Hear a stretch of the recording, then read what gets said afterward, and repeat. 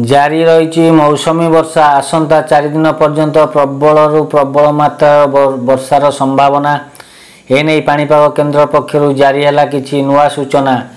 तेबे आसंतु संपूर्ण अपडेट जानिबा ओडिशार केउं केउं जिला मानकरे प्रभाव पड़िबो। यह छड़ा प्रवेश कर सारी ओडिशा को मौसमी ता पूर्व वीडियो को लाइक करी चैनल को सब्सक्राइब करी बेल आइकन को दबाई दियंतु। उत्तर पश्चिम बंगोपसागर ओडिशा पश्चिम बंग उपकूल रे एक घूर्णिबलय सक्रिय होइछि। यार प्रभाव रे आगामी 24 घंटा मध्य एक लघुचाप क्षेत्र सृष्टि हेबार संभावना रही।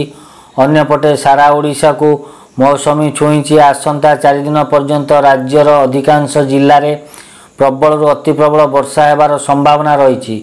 लघुचाप और प्रबल वर्षा को संभावना थिबारु मुख्यमंत्री अध्यक्षतार प्राकृतिक विपर्यय परिचालना प्रस्तुति बैठक बसीथिला। तेबे बंगोपसागर रे सृष्टि घूर्णिबलय आगामी 24 घंटे लघुचाप क्षेत्र में परिणत संभावना। एपटे आसंता 3 ରୁ 4 दिन राज्य में प्रबल अति प्रबल वर्षार संभावना थिबा आंचलिक पाणीपाग विभाग आकलन करिछि। एथि सहित प्रबल अति प्रबल वर्षार संभावना थिबारु ऑरेंज वार्निंग जारी करा जाइछि। सेहीपरि जगतसिंहपुर पुरी खोर्धा अनुगुल देवगढ़ सुंदरगढ़ संबलपुर बौद्ध कंधमाल कलाहांडी नवरंगपुर कोरापुट मालकानगिरी एहिभଳି 13टी जिला को येलो वार्निंग को जारी करा जाइछि।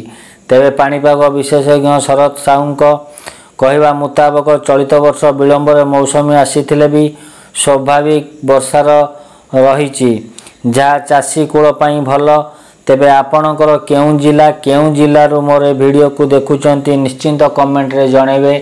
एही भली वीडियो देखिबा पाई आपण माने मोर चैनल को सब्सक्राइब करी बेल आइकन को दबाई रखंतु। अपडेट